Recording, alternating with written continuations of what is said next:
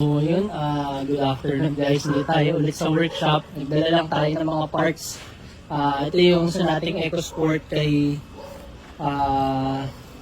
limutan ko yung pangalan sir. Pero ito na yung ano mo sir, EcoSport mo nakaline up. Tapos meron tayo isa dito pala.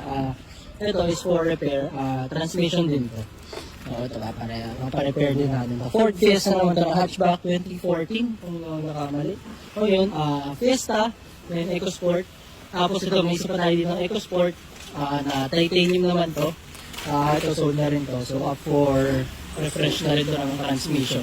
So ito, binababa na yung karami nito. So may transmission yan. And then, ito, dahil pa tayong units dito sa workshop. Tulad na ayan, ito for break-in na lang to. Check na lang. Tapos, ayan, yung mga repairs din tayo dyan. Tulad na ito mga to. Engine refresh and then runny refresh.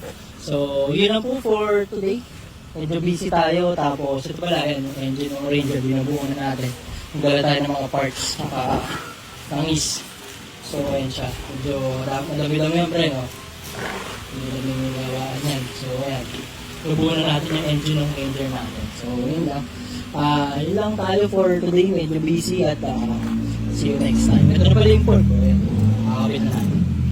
So, yun po. Maraming salamat at bukas ulit. GTA, wala tayong logo dito. So, yun lang. GTA Cars. Thank you.